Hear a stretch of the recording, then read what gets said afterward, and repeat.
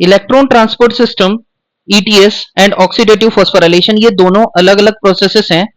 देखा जाए तो इस चैप्टर का सबसे कंफ्यूजिंग टॉपिक यही है, इसमें हमारे कॉन्सेप्ट नहीं बन पाते हैं क्योंकि इसमें हमें सही सीखने को नहीं मिलता है। तो मैं बिल्कुल फ्रॉम द वेरी बेसिक्स इसको बताऊंगा। पहले मैं इसमें क्या क्या कौन कौन से कॉम्प्लेक्सेस यूज होते हैं, उनके क्या क्या नाम हैं, उसके अलावा कौन कौन से मोबाइल कैरियर प्रोटीन होते हैं, क्या इसकी साइट होती है, और उसके अलावा मैं मेरे हिसाब से इस ईटीएस को पहले ड्रॉ करूंगा और फिर हम एनसीईआरटी पर आएंगे ताकि हमारी लाइन टू लाइन क्लियर हो और उसके अलावा हमारा जो कॉन्सेप्ट इस टॉपिक में बिगड़ा हुआ है वो भी सही हो। तो आपको पता है कि जो ईटीएस और ऑक्सीडेटिव फॉस्फोराइलेशन होते हैं, इसका जो साइट होता है वो क्या होता है, इनर माइटोकॉन्ड्रियल मेम्ब्रेन होता है, इनर माइटोकॉन्ड्रियल मेम्ब्रेन होता है। ठीक है। और इलेक्ट्रॉन ट्रांसपोर्ट सिस्टम एक्चुअली क्या होता है, जैसा कि हमने फोटोसिंथेसिस में पढ़ा था कि it is a chain of electron carrier molecule through which electron passes from one electron carrier molecule to another electron carrier molecule। और इसकी वजह से जो इलेक्ट्रॉन मूव कर रहा है, इसकी वजह से क्या होता है, एनर्जी रिलीज होती है, और यही एनर्जी जो होगी वो एक प्रोटॉन ग्रेडियंट बनाने में काम आएगी, प्रोटॉन ग्रेडियंट बनाने में काम आएगी। और ये प्रोटॉन ग्रेडियंट जब ब्रेक होता है तो इसकी वजह से क्या होता है, एटीपी का फॉर्मेशन होता है या फिर फॉस्फोराइलेशन होता है। और यहाँ पर जो यहाँ पर जो फॉस्फोराइलेशन हो रहा है उसको हम क्या बोलेंगे, ऑक्सीडेटिव फॉस्फोराइलेशन, ऑक्सीडेटिव फॉस्फोराइलेशन। और oxidative phosphorylation substrate level phosphorylation से किस तरह से डिफरेंट है, क्योंकि सबस्ट्रेट लेवल फॉस्फोराइलेशन में सबस्ट्रेट अपना खुद का इनऑर्गेनिक फॉस्फेट देता है, उसको एडीपी रिसीव करता है। यहाँ पर एटीपी किस तरह से बन रहा है, तो ये तो पूरा प्रोसेस है, इसको बड़े ध्यान से हमें समझना पड़ेगा। सबसे पहले मैं ये बता देता हूं कि इसमें कॉम्प्लेक्सेस कौन कौन से होते हैं। बेसिकली 5 कॉम्प्लेक्स यहाँ पर होते हैं जो कि इनके रेडॉक्स पोटेंशियल के हिसाब से अरेंज होते हैं। ठीक है, first second third and fourth complex यहाँ, फोर्थ एंड फिफ्थ कॉम्प्लेक्स यहाँ पर होते हैं। फर्स्ट जो कॉम्प्लेक्स होता है उसका नाम होता है NADH dehydrogenase, NADH dehydrogenase complex, dehydrogenase complex. दूसरा जो कॉम्प्लेक्स होता है वो होता है succinate dehydrogenase complex, succinate dehydrogenase complex. और कॉम्प्लेक्स इनको क्यों बोला है, क्योंकि यहां पर मोर देन 1 मॉलिक्यूल्स प्रेजेंट होते हैं। थर्ड जो कॉम्प्लेक्स होता है उसका नाम होता है cytochrome B-C1 complex, cytochrome B-C1 complex. Fourth complex जो होता है वो होगा cytochrome C oxidase, C oxidase complex. और पांचवा जो कॉम्प्लेक्स होता है वो एटीपी सिंथेज कॉम्प्लेक्स होता है, एटीपी सिंथेज कॉम्प्लेक्स होता है। ठीक है। तो अब देखिए इन कॉम्प्लेक्सेस में पहले मैं इसका बेसिक बता देता हूं कि इनमें से फर्स्ट थर्ड और जो फोर्थ होते हैं वो प्रोटॉन पंप का काम करते हैं, प्रोटॉन पंप का काम करते हैं। ये अब हम ये कैसे करते हैं वो तो हमें आगे ही समझ में आएगा, पहले ये सुनते जाओ कि फर्स्ट थर्ड और फोर्थ जो होते हैं वो प्रोटॉन पंप का काम करते हैं। सेकंड प्रोटॉन पंप का काम नहीं करता है, वो ओनली प्रोटॉन पंप का काम नहीं करता है, वो ओनली इलेक्ट्रॉन कैरियर का काम करता है। क्यों नहीं करता है, क्योंकि इससे इसके जो इलेक्ट्रॉन से निकली हुई एनर्जी है वो कपल्ड प्रोटॉन पंपिंग के लिए सफिशिएंट नहीं होती है, इसलिए ये सेकंड कॉम्प्लेक्स प्रोटॉन पंप का काम नहीं करते हैं। अब देखिए नेक्स्ट अगर हम बात करते हैं इन कॉम्प्लेक्सेस में, इन कॉम्प्लेक्सेस में जो प्रेजेंट मोबाइल कैरियर प्रोटीन्स होते हैं, मोबाइल कैरियर प्रोटीन्स जो होते हैं वो 2 होते हैं, प्रोटीन्स जो होते हैं वो 2 होते हैं। कौन कौन से हो गए यहाँ पर, यूबिक्विनोन और साइटोक्रोम C। ये कहां काम आएंगे वो हमें आगे समझ में आएगा। तो ये मोबाइल कैरियर प्रोटीन्स होते हैं। अब देखिए अगर यहां पर क्या होता है कि जैसे ETS स्टार्ट हो रहा है तो उसमें जो बने हुए NADH प्लस H प्लस है और FADH2 है, तो इनका वापस क्या होगा, ऑक्सीडेशन होगा। इनका वापस क्या होता है, ऑक्सीडेशन होता है, because there is no ultimate reservoir of NADH plus H plus. इन्हीं को वापस क्या करना पड़ेगा, NAD में कन्वर्ट करना पड़ेगा। फर्दर यहाँ पर ये NAD प्लस जो है वो किस में कन्वर्ट हो जाएगा, NADH प्लस H प्लस में कन्वर्ट हो जाएगा। तो इनका रिडक्शन एंड ऑक्सीडेशन यहाँ पर हो रहा है। अगर ऑक्सीडेशन यहाँ पर हुआ है तो क्या होगा, NAD plus plus 2H plus plus 2 electron यहां पर निकलेंगे, और ये जो इलेक्ट्रॉन्स होंगे ये कहां जाएंगे, ईटीएस में जाएंगे। ये कहां जाएंगे, ईटीएस में जाएंगे, और ये क्या करेंगे, ऑक्सीडेटिव फॉस्फोराइलेशन में हेल्प करेंगे। इसी तरह से ये जो प्रोटॉन है, ये जो प्रोटॉन है अभी ये कहां पर है, ये basically NADH plus H plus कहां बन रहा था, ये क्रेब्स साइकिल में बन रहा था। ठीक है, तो क्रेब्स साइकिल और उसके अलावा साइटोप्लाज्म में भी बन रहा था ये। ठीक है, तो अभी मैं मान रहा हूं कि ये मैट्रिक्स ऑफ माइटोकॉन्ड्रिया में जो कि क्रेब्स साइकिल के थ्रू बन रहा है। ठीक है, तो अब ये जो NAD प्लस बने हैं, है ना, और 2H प्लस बने हैं, 2 इलेक्ट्रॉन बने हैं, इनमें से इलेक्ट्रॉन तो कहां चले गए, ईटीएस में चले गए। और ये जो हाइड्रोजन होंगे इनको कहां पंप किया जाएगा, इनको पंप किया जाएगा इंटर मेम्ब्रेन स्पेस में या फिर पीएमएस में। ठीक है, जहां पर जाकर वो इकट्ठे हो जाएंगे, और इकट्ठे होने पर वापस वो मैट्रिक्स की तरफ जाएंगे, तो उसकी वजह से क्या होगा, फिफ्थ कॉम्प्लेक्स से मैट्रिक्स की तरफ जाएंगे तो उससे क्या होगा, एटीपी का फॉर्मेशन होगा। अभी वैसे क्या, ये समझते जाओ आप। नेक्स्ट है FADH2, और अगर हम FADH2 को वापस ऑक्सीडाइज करवाते हैं, FADH2 भी कहां बन रहा है, मैट्रिक्स ऑफ माइटोकॉन्ड्रिया में बन रहा है। ठीक है, और इसको भी हम ऑक्सीडाइज करवाएंगे, तो इससे क्या बनेगा, FAD plus 2H plus plus 2 electron. ये इलेक्ट्रॉन्स कहां जाएंगे, इलेक्ट्रॉन जाएंगे ईटीएस में, और ये 2H प्लस जो है वो कहां जाएंगे, इनमें थोड़ा सा यहां पर क्योंकि ये प्रोटॉन पंप का काम नहीं कर रहा है, तो ये H प्लस कहां पर नहीं जाएंगे, पीएमएस में नहीं जाएंगे, बट ये वाले जो इलेक्ट्रॉन्स है ये कहां जाएंगे, ईटीएस में जाएंगे। ठीक है, तो ये थोड़ा बेसिक मैंने बता दिया आपको। अब हम देख लेते हैं कॉम्प्लेक्सेस के बारे में, और उनमें इलेक्ट्रॉन मूवमेंट जो है वो किस तरह से हो रहा है। एक बार इसको मैं समराइज करवा देता हूं। साइट ऑफ ईटीएस क्या है, इनर माइटोकॉन्ड्रियल मेम्ब्रेन है, और ईटीएस में होता क्या है, इलेक्ट्रॉन एक कैरियर मॉलिक्यूल से दूसरे कैरियर मॉलिक्यूल में जाएगा, और ये इलेक्ट्रॉन कैरियर मॉलिक्यूल इनके रेडॉक्स पोटेंशियल के हिसाब से अरेंज होते हैं, और जो मूविंग इलेक्ट्रॉन है वो एनर्जी रिलीज करेंगे और वो जो मूविंग इलेक्ट्रॉन की एनर्जी है वो प्रोटॉन ग्रेडियंट बनाने में काम आएगी, और जब प्रोटॉन ग्रेडियंट ब्रेक होता है तो एटीपी का फॉर्मेशन होता है, और ये सारा ऑक्सीडेशन रिडक्शन और ऑक्सीजन की प्रेजेंस में हो रहा है, इसलिए इसको हम क्या बोलेंगे, ऑक्सीडेटिव फॉस्फोराइलेशन। 5 कॉम्प्लेक्सेस है, first, second, third, fourth, fifth. ठीक है, इनमें से फर्स्ट, थर्ड और फोर्थ जो होता है वो प्रोटॉन पंप का काम करते हैं, सेकंड प्रोटॉन पंप का काम नहीं करते हैं। क्यों, क्योंकि यहां पर उनके पास सफिशिएंट एनर्जी नहीं रहती है कि वो प्रोटॉन को पंप कर सके। मोबाइल कैरियर प्रोटीन्स यूबिक्विनोन और साइटोक्रोम सी होंगे, और इनका ऑक्सीडेशन इस तरह से होता है, NADH plus H plus oxidize होकर NAD plus plus 2H plus और 2 इलेक्ट्रॉन बनाएगा, और ये इलेक्ट्रॉन ईटीएस में जाते हैं, और ये जो प्रोटॉन है ये पीएमएस में जाते हैं। मैट्रिक्स में FADH2 भी बन रहा है, उसका ऑक्सीडेशन से FAD और 2H प्लस प्लस 2 इलेक्ट्रॉन बनेगा, बट ये प्रोटॉन पंप का काम नहीं कर पाता है क्योंकि इसके पास सफिशिएंट एनर्जी नहीं होती है। तो ये हमें याद रखना है कि NADH प्लस H प्लस का जब ऑक्सीडेशन हुआ है तो इससे 3 एटीपी के बराबर एनर्जी हमें मिलती है। ठीक है, इसी तरह से FADH2 के ऑक्सीडेशन से 2 एटीपी के बराबर एनर्जी हमें मिलती है। अब देखिए, ये जो एटीपी का फॉर्मेशन हो रहा है इनकी ऑक्सीडेशन से, तो उसको हम क्या बोलेंगे, ऑक्सीडेटिव फॉस्फोराइलेशन। क्योंकि हमने अभी तक ग्लाइकोलाइसिस में अगर एक ग्लूकोज का मॉलिक्यूल लिया तो 2 एटीपी वहां पर बने थे, और 2 पायरुविक एसिड मॉलिक्यूल जब मैट्रिक्स में एंटर किए थे और वहां पर उन्होंने लिंक रिएक्शन और क्रेब्स साइकिल किया था, तो 2 एटीपी वहां पर बने थे। तो बाकी के जो 34 एटीपी, जैसा कि हमने प्रॉमिस किया था कि 38 एटीपी बनाएंगे, तो बाकी के 34 कैसे बने हैं, ठीक है, तो वो इन्हीं के ऑक्सीडेशन से बनते हैं। तो देखिए, अब ये जो ईटीएस है, ये ईटीएस कहाँ चलता है, पहले देखिए यहाँ पर जो डायग्राम दिया हुआ है ये दो प्रोसेसेस को मिक्स करके दिया हुआ है। ठीक है, मैं अलग अलग से मेरे हिसाब से बता देता हूँ, फिर हम एनसीईआरटी के डायग्राम प्लस थ्योरी पर आएंगे।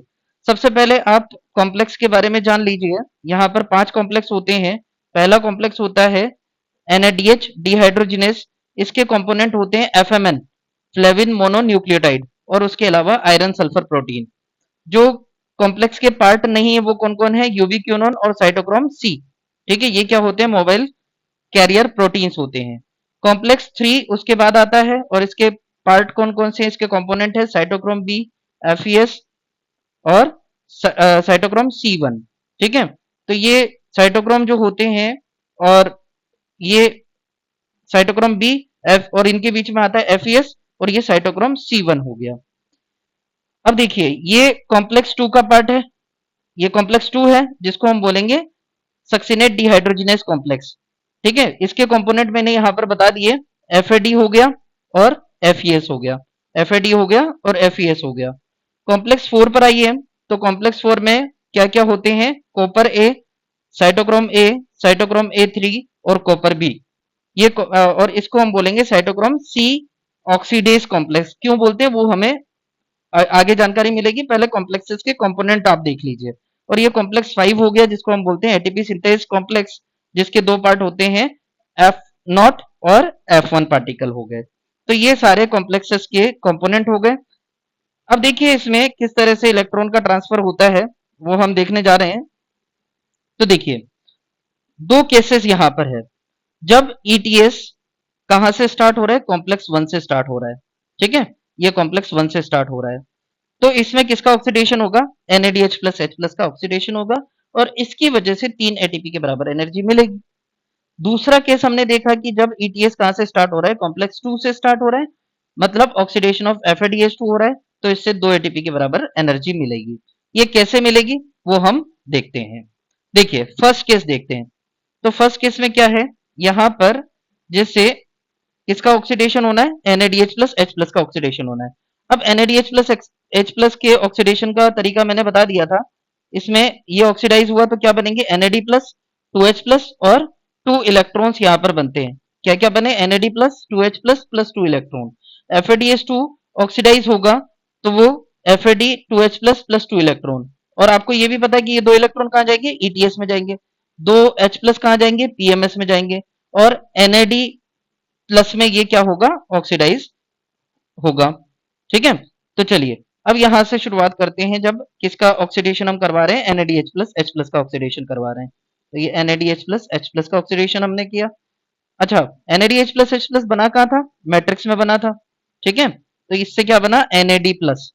अब दो इलेक्ट्रॉन और दो हाइड्रोजन जो बने हैं, इनमें से दो हाइड्रोजन जो होंगे वो तो सीधे कहाँ पास कर दिए जाएंगे, PMS में, है ना, इंटर मेम्ब्रेन स्पेस या फिर पेरी माइटोकॉन्ड्रियल स्पेस में, ये 2H प्लस पास कर दिए गए।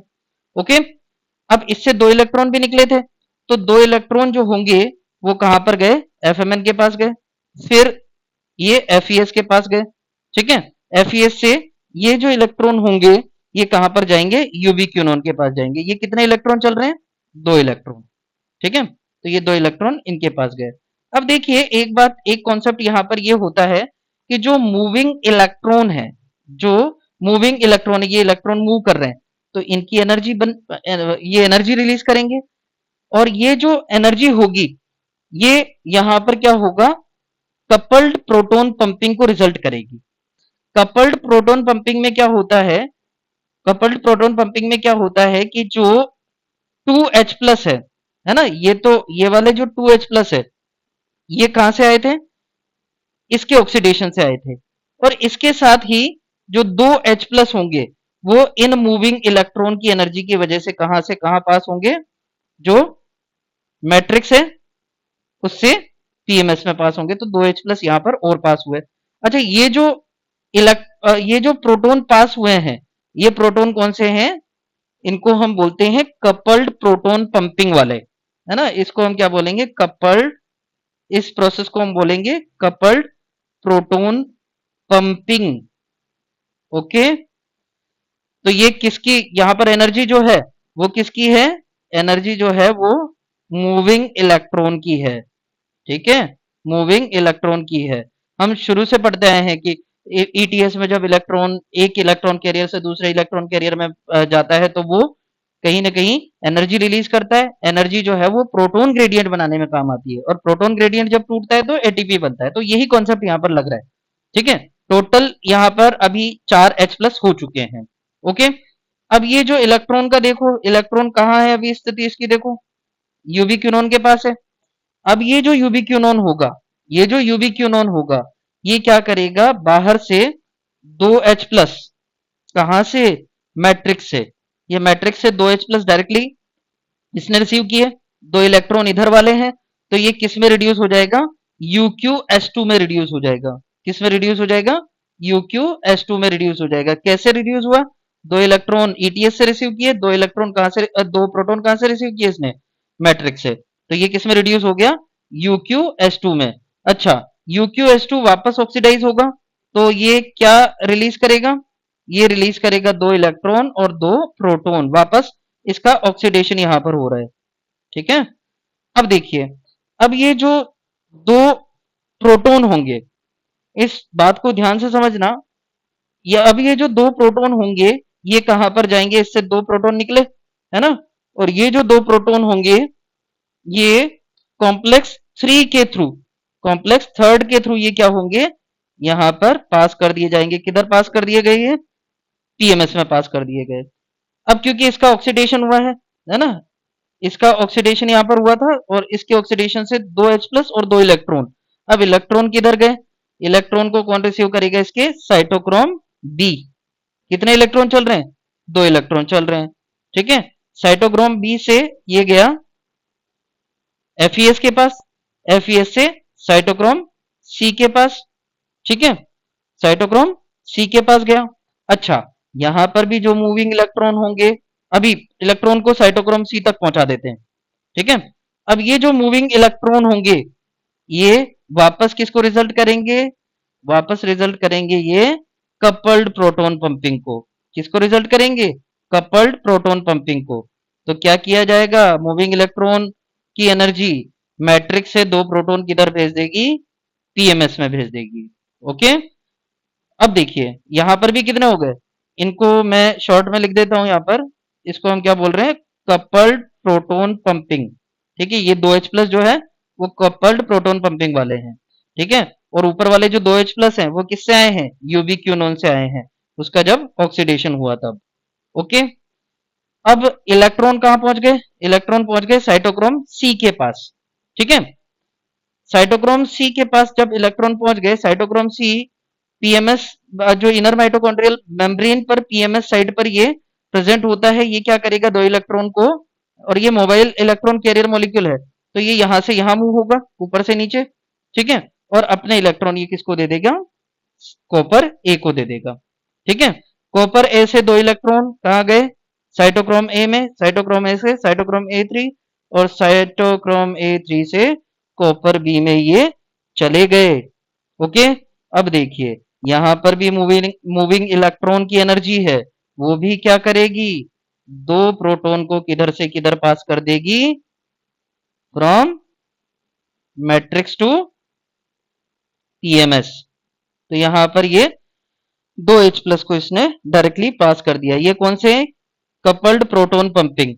ओके, तो कपल्ड प्रोटॉन, अच्छा देखो, कॉम्प्लेक्स 4 में ओनली 2H प्लस जो है वो मैट्रिक्स से पीएमएस में आए हैं, क्योंकि यहां पर ओनली कपल्ड प्रोटॉन पंपिंग है। जबकि कॉम्प्लेक्स थर्ड में क्या था? 2 प्रोटॉन यूबिक्यूनोन वाले भी थे, यूबिक्यूनोल वाले भी थे, यूक्यूएस2 इज यूबिक्यूनोल, और उसके अलावा 2 प्रोटॉन कपल्ड प्रोटॉन पंपिंग वाले भी थे। इसी तरह से फर्स्ट कॉम्प्लेक्स में 2 प्रोटॉन कपल्ड प्रोटॉन पंपिंग वाले भी थे, और 2 proton NADH plus H plus से भी आए हुए थे। ओके, तो देखिए अगर हम बात करते हैं अभी इलेक्ट्रॉन की, क्या पोजीशन है? इलेक्ट्रॉन कहां है? कॉपर बी के पास है। अब ये इलेक्ट्रॉन किधर की तरफ जाएगा? बाहर की तरफ जाएगा, और इस इलेक्ट्रॉन को रिसीव कर लेगा द अल्टीमेट और terminal acceptor of electron is half O2। Half O2 ने कितने इलेक्ट्रॉन रिसीव किए? 2 इलेक्ट्रॉन रिसीव किए। ओके, इसी तरह से जो टर्मिनल हाइड्रोजन एक्सेप्टर भी होगा, वो भी क्या होगा? हाफ O2 ही होगा। अब ये जो 2H प्लस है ना, ये जो 2H प्लस है, ये कहां कहां वाले हैं? मैट्रिक्स वाले हैं।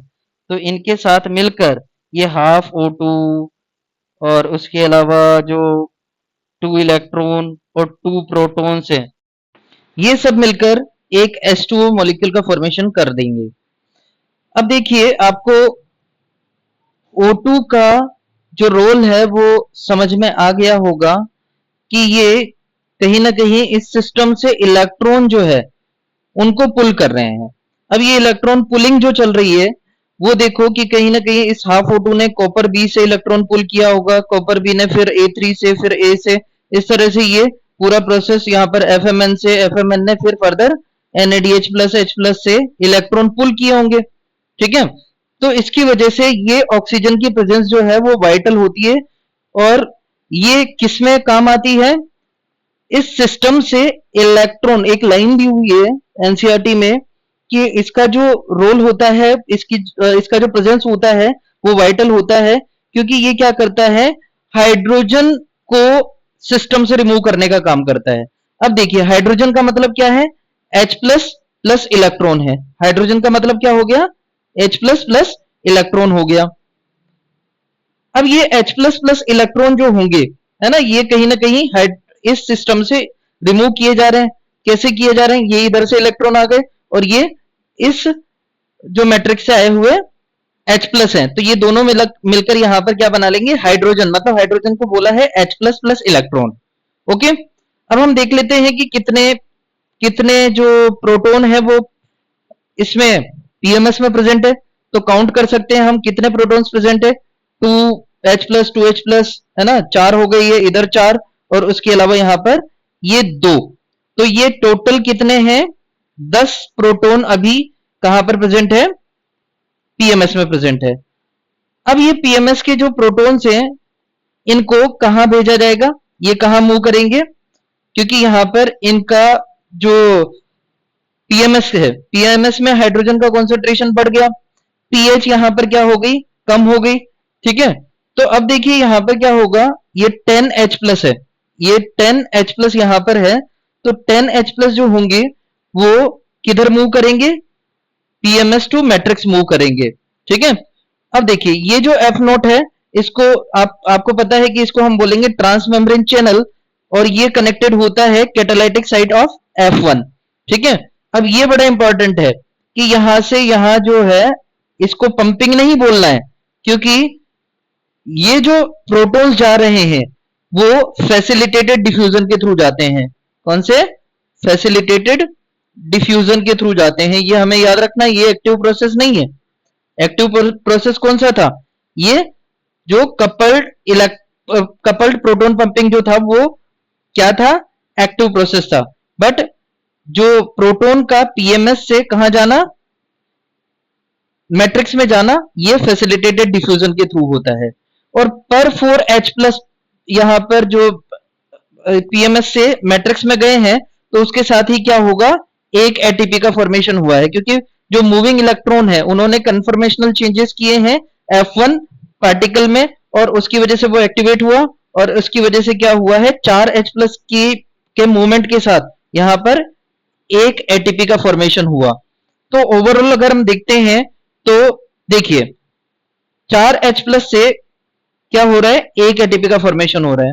ठीक है, तो 10H प्लस अगर फ्रॉम पीएमएस टू मैट्रिक्स जाएंगे तो लगभग 2.5 एटीपी का फॉर्मेशन होता है। ठीक है, और 2.5 एटीपी को हम राउंड फिगर में ये 3 एटीपी मान लेते हैं, हायर क्लासेस में आप इसको 2.5 एटीपी ही बोलेंगे। ओके, जो movement, direction of electron movement है, ठीक है, वो भी हमें याद रखना है। डायरेक्शन ऑफ इलेक्ट्रॉन मूवमेंट कौन कौन से कॉम्प्लेक्स में ये चल रहे हैं, तो ये भी हमें याद रखना है। ये कहां से, फर्स्ट कॉम्प्लेक्स से सेकंड कॉम्प्लेक्स में गए थे क्या, नहीं गए थे। ठीक है, first complex to third to fourth complex ये गए। ओके, नेक्स्ट केस होगा जब ईटीएस कॉम्प्लेक्स 2 से स्टार्ट हो। तो आपको पता होगा एक रिएक्शन हमने पढ़ा था जब हम ईटीएस ये क्रब साइकिल पढ़ रहे थे, तो वहां पर सक्सिनेट टू फ्यूमरेट बना था, सक्सिनेट टू फ्यूमरेट बना था, और सक्सिनेट टू फ्यूमरेट के बीच में FADH2 का फॉर्मेशन हुआ था।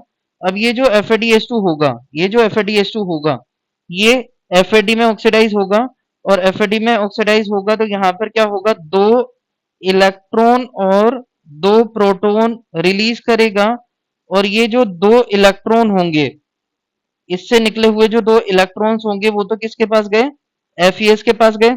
ठीक है, आपको पता है कि ये जो कॉम्प्लेक्स 2 होता है वो किसका काम नहीं करता है, वो प्रोटॉन पंपिंग का काम नहीं करता है। तो इसके जो प्रोटॉन्स होंगे FAD के साथ जो प्रोटॉन बने होंगे FADH2 से, वो वापस कहां कहां भेज दिए जाते हैं, वापस ये मैट्रिक्स में भेज दिए जाते हैं। ओके, अब ये जो अभी इलेक्ट्रॉन का पोजीशन देख लो कहां पर है, ये इलेक्ट्रॉन है FeS के पास, ठीक है, और ये FeS से कहा जाएंगे यूबी क्यूनोन के पास, और यूबी क्यूनोन क्या करेगा, दो प्रोटॉन रिसीव करेगा, कहां से, दो प्रोटॉन इसने रिसीव किए मैट्रिक्स से, और ये मैट्रिक्स से दो प्रोटॉन और इधर से दो इलेक्ट्रॉन रिसीव करके, FeS से दो इलेक्ट्रॉन रिसीव करके ये किस में रिड्यूस हो जाएगा, UqS2 में रिड्यूस हो जाएगा।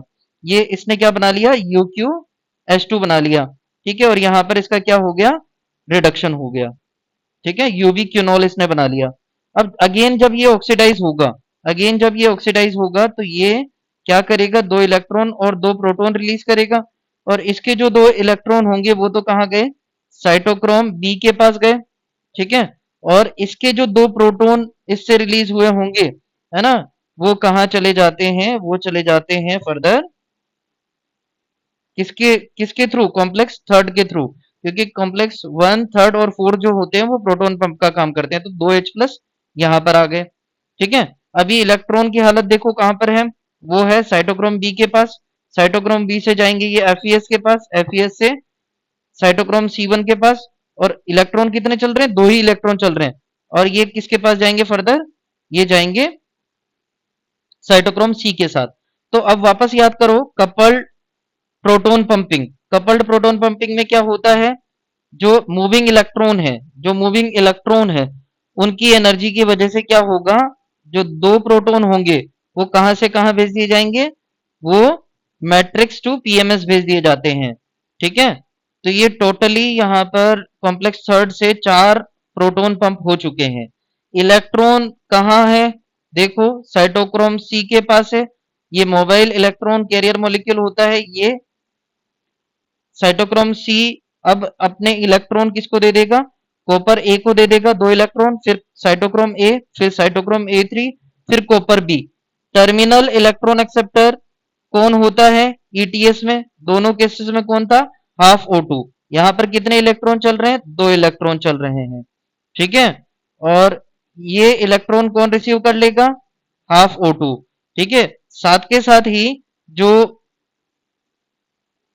O2 होगा वो क्या रिसीव करेगा, 2H प्लस, कहां से रिसीव करेगा, मैट्रिक्स से, और यहां पर भी क्या कर लेगा, एक मेटाबॉलिक वाटर जो है वो बना लेगा, ठीक है। अच्छा, अब ये जो कॉम्प्लेक्स फोर है इसमें भी कहीं ना कहीं क्या रहा होगा, इसमें भी कपल्ड जो प्रोटॉन पंपिंग की होगी इसने, क्योंकि मूविंग इलेक्ट्रॉन ने अपनी एनर्जी रिलीज की होगी, तो यहां पर कितने प्रोटॉन जो है वो पंप किए जाएंगे फ्रॉम मैट्रिक्स टू PMS, कितने प्रोटॉन यहां पर पंप किए जाएंगे, दो H प्लस, ठीक है। तो अगर हम अभी देखते हैं जो नंबर ऑफ प्रोटॉन्स है वो कितने हो गए, 6 हो गए, ठीक है। अब ये 6 प्रोटॉन कहां पर है, PMS में है, और ये कहां जाना चाहेंगे, ये जाना चाहेंगे कहां पर, ये मैट्रिक्स में जाना चाहेंगे, ठीक है, और जाने का एक ही रास्ता है, वो कौन सा होगा, टोटल प्रोटॉन कितने हो गए, 6H प्लस, जाने का एक ही रास्ता, वो कौन सा है, F0 F1 पार्टिकल, और जाने वाला एक ही प्रोसेस, एक्टिव है या पैसिव है, पैसिव प्रोसेस है, क्या नाम है, उसका नाम होता है फैसिलिटेटेड डिफ्यूजन। तो ये फैसिलिटेटेड डिफ्यूजन से कहा गए, इस मैट्रिक्स में गए, पर 4H प्लस कितना ATP बनता है, एक ATP बनेगा, ठीक है, एक ATP यहां पर बनता है, तो ये ADP प्लस इनऑर्गेनिक फॉस्फेट, इससे क्या बना, ATP बना, ठीक है। अब देखो ये दोनों प्रोसेस कहीं ना कहीं एनसीईआरटी में एक साथ इसको मर्ज करके बताया हुआ है, आपको ऐसे याद रखना है, इसमें कोई डाउट नहीं है, ठीक है। जो कॉन्सेप्ट हमारे खराब थे वो इससे सही हो जाएंगे। अब देखिए 4H प्लस की पंपिंग के साथ दूसरे वाले केस में भी एक एटीपी बन रहा है, कितने टोटल H प्लस पंप होंगे, पंप क्या होंगे, फैसिलिटेटेड डिफ्यूजन के थ्रू भेजे जाएंगे 6H प्लस, तो कितना एटीपी बना, लगभग 1.5 एटीपी। तो इसको अप्रोक्सीमेटली हम कितना लिख देते हैं, 2 एटीपी, हायर क्लासेस में आप इसको 1.5 एटीपी ही दिखेंगे। डायरेक्शन क्या होगा इलेक्ट्रॉन मूवमेंट का, फर्स्ट कॉम्प्लेक्स इन्वॉल्व है क्या, नहीं है, तो इलेक्ट्रॉन मूवमेंट का डायरेक्शन जो होगा वो क्या होगा, complex second, third to fourth. Okay, तो देखिए, अब ये तो हमने यहां पर ईटीएस के बारे में जान लिया। एक बात और समझ लो कि जैसे फर्स्ट टू थर्ड या फिर जो यूबी क्यूनॉन है, यूबी क्यूनॉन है, ये कौन से कॉम्प्लेक्स में इलेक्ट्रॉन पास करता है? तो मुझे बताइए यहां पर फर्स्ट कॉम्प्लेक्स से सेकंड कॉम्प्लेक्स में कर रहा है क्या? नहीं कर रहा है। कौन से कॉम्प्लेक्स में कर रहा है? फर्स्ट टू थर्ड, और इस वाले में देखो, है ना, यहां पर किस में कर रहा है? Second to third. ठीक है, तो अगर मैं यूबी क्यूनॉन की बात करता हूं, यूबी क्यूनॉन, इसको ऐसे लिख लो कि जैसे ये यूबी क्यूनॉन है ना, ये फर्स्ट कॉम्प्लेक्स है, ये सेकंड कॉम्प्लेक्स है, और ये थर्ड कॉम्प्लेक्स है। ठीक है, तो यूबी क्यूनॉन जो होता है वो कहां कहां इलेक्ट्रॉन पास करता है? ठीक है, जैसे फर्स्ट ने इसको इलेक्ट्रॉन दिया यूबी क्यूनॉन को, तो ये थर्ड में पास करेगा। सेकंड ने यूबी क्यूनॉन को इलेक्ट्रॉन दिया, तो ये अब सेकंड से थर्ड में पास करेगा। ओके, तो ये इसमें यूबी क्यूनॉन का रोल है, ये भी पूछा जा सकता है। ठीक है, यूबी क्यूनॉन क्या करता है? First to third and second to third electron pass करवाता है। ठीक है, एक और जो मोबाइल कैरियर प्रोटीन होता है उसका नाम होता है साइटोक्रोम सी। ठीक है, तो साइटोक्रोम सी, अब देखो दोनों केसेस में क्या कर रहा है? थर्ड टू फोर्थ इलेक्ट्रॉन पास करने का काम कर रहा है। ठीक है, कहां से कहां पहुंचा रहा है ये? Third complex to fourth complex electron पहुंचाने का काम कर रहा है कौन? Cytochrome C. ये वाला कॉन्सेप्ट है। तो इसमें इन दोनों को साथ में दिया हुआ है। अब इसको इससे कंपेयर करते हैं, तो हमें दो डायग्राम यहां पर देखने हैं। ठीक है, जब हम कॉम्प्लेक्स वन से स्टार्ट करवा रहे हैं एटीएस, तो आप क्या करो, इसको रहने दो। ठीक है, इसको रहने देते हैं, इसकी वजह से 10H+। ओके, जब आप कॉम्प्लेक्स टू से स्टार्ट कर रहे हैं, है ना, तो फिर आप इसको रहने दो, इतने वाले पार्ट को, यही सही तरीका होता है इसका। ठीक है, यहां पर बस ये है कि ये 4H+ इन्होंने साथ में बता दिए हैं, तो रियल जो ईटीएस है वो आपके सामने है। चलिए, अब हम थ्योरी भी देख लेते हैं इसका, जो इलेक्ट्रॉन ट्रांसपोर्ट सिस्टम या फिर ऑक्सीडेटिव फॉस्फोराइलेशन है, उन दोनों का। तो देखिए, जो फॉलोइंग स्टेप्स हैं in respiratory process are to release and utilise the energy stored in NADH+, H+ and FADH2। Overall process में हमने क्या किया है? एनर्जी, इनकी एनर्जी को एटीपी में कन्वर्ट किया है। This is accomplished when they are oxidized through electron transport system and the electrons are passed on to O2। Ultimately वो कहां जा रहे थे? ऑक्सीजन के पास जा रहे थे ये इलेक्ट्रॉन, कहीं भी देख लो, है ना, यहां पर भी ऑक्सीजन के पास गए ये इलेक्ट्रॉन, और यहां पर भी इलेक्ट्रॉन ऑक्सीजन के पास गए। ठीक है, तो ये ऑक्सीजन के पास जाते हैं, और इसकी वजह से H2O का फॉर्मेशन हो रहा है।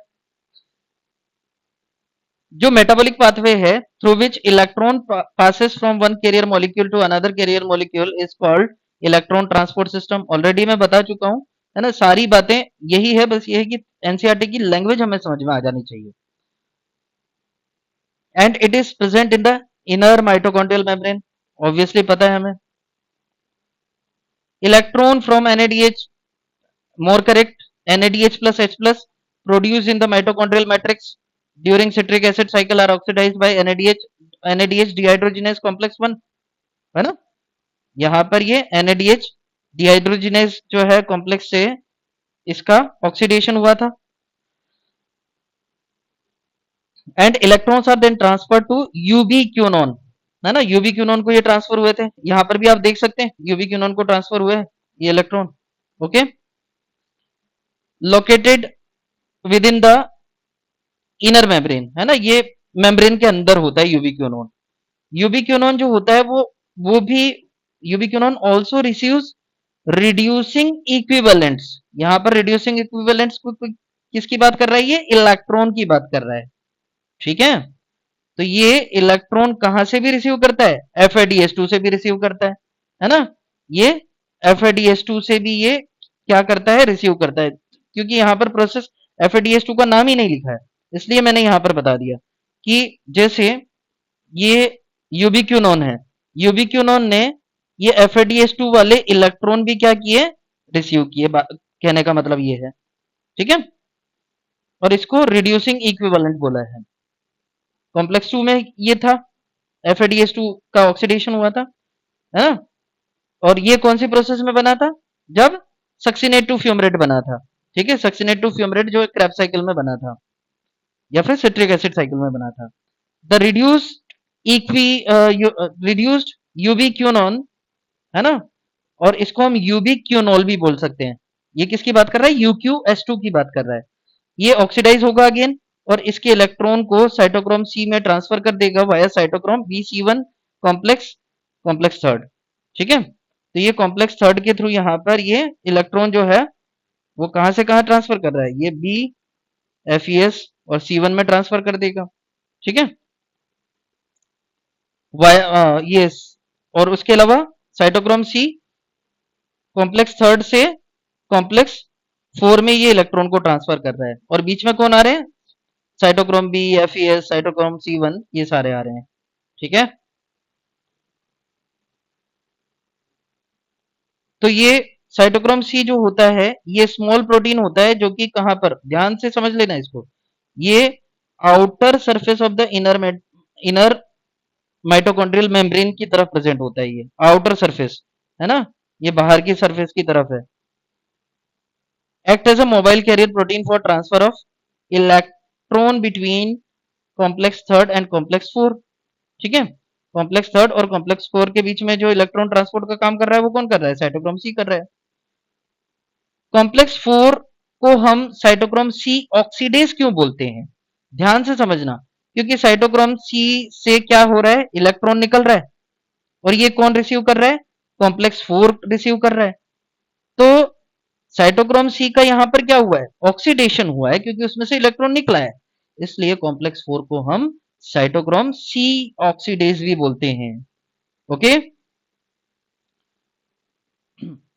और उसमें क्या क्या होते हैं, यहाँ पर साइटोक्रोम A3 होते हैं, और 2 कॉपर सेंटर होते हैं इसमें कॉम्प्लेक्स 4 में, ठीक है। जब electron when the electrons pass from one carrier to another via complex 1 to 4 in electron transport chain, they are coupled to ATP synthesis। जब ये इलेक्ट्रॉन 1 to 4 में जा रहे हैं, ठीक है, इस तरह से, या फिर ये इस तरह से, है ना, तो ये क्या होंगे, इनके साथ ही यहाँ पर क्या होता है, एटीपी सिंथेसिस होता है। और एटीपी सिंथेसिस किससे होता है, एडीपी प्लस इनऑर्गेनिक फॉस्फेट से होता है। जो नंबर ऑफ एटीपी है ना, वो किस पर डिपेंड करता है, इलेक्ट्रॉन डोनर पर डिपेंड करता है।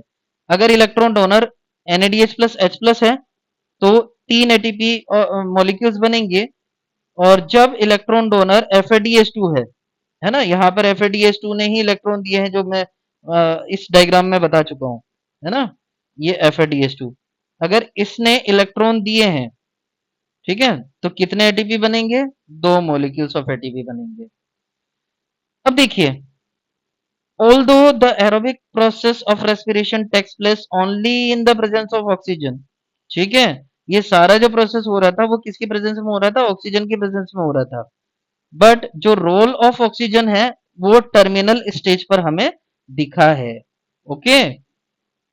इसकी प्रेजेंस फिर भी जरूरी है ना, इसकी प्रेजेंस जो है वो बिल्कुल वाइटल है, क्योंकि यही क्या कर रहा है, यही it drives the whole process by removing hydrogen from the system, क्योंकि यही क्या कर रहा है, हाइड्रोजन को रिमूव करवा रहा है सिस्टम से, ठीक है। यहां पर ये बात कर रहा है H प्लस प्लस इलेक्ट्रॉन की, ओके। तो ये कैसे रिमूव करवा रहा है, अब देखो, यहां से इसने इलेक्ट्रॉन भी रिसीव किए, और बाहर से जो मैट्रिक्स है उससे H प्लस भी रिसीव किए। तो ये क्या कर रहा है, किसको रिमूव करवा रहा है, hydrogen from the system, hydrogen from the system, मतलब H प्लस प्लस इलेक्ट्रॉन को ये क्या कर रहा है, रिमूव करवा रहा है, या फिर ये एक्सेप्ट कर रहा है।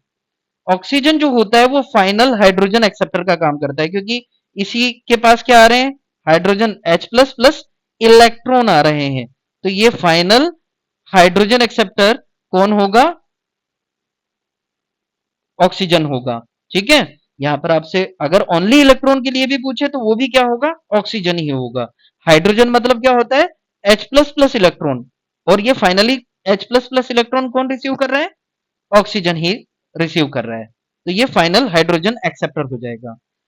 जैसा कि फोटो रेस्पिरेशन फोटोसिंथेसिस में हमने पढ़ा था, तो उसमें लाइट एनर्जी जो होती है वो यूटिलाइज होती है फॉर प्रोटॉन ग्रेडियंट फॉर्मेशन, है ना। और जबकि रेस्पिरेशन में क्या होता है, ये ऑक्सीडेशन रिडक्शन की एनर्जी जो होती है, ऑक्सीडेशन रिडक्शन की जो एनर्जी होती है वही प्रोटॉन पंप बनाने में काम आती है ना। कि भाई जैसे ऑक्सीडेशन रिडक्शन मतलब क्या है, सपोज इसमें इसने इलेक्ट्रॉन रिसीव किया तो ये क्या हो गया? रिड्यूस हो गया। अब एफएमएन ने इलेक्ट्रॉन क्या किया? रिलीज किया, तो एफएमएन अब ऑक्सीडाइज हो गया। ठीक है, एफईएस ने इलेक्ट्रॉन रिसीव किया तो ये रिड्यूस हो गया, और फिर वापस इसने क्या किया? इलेक्ट्रॉन इमिट किया, तो वो क्या हो गया? एफईएस ऑक्सीडाइज हो गया। तो इसकी वजह से क्या हो रहा है? ये कपल्ड प्रोटॉन पंपिंग हो रही है।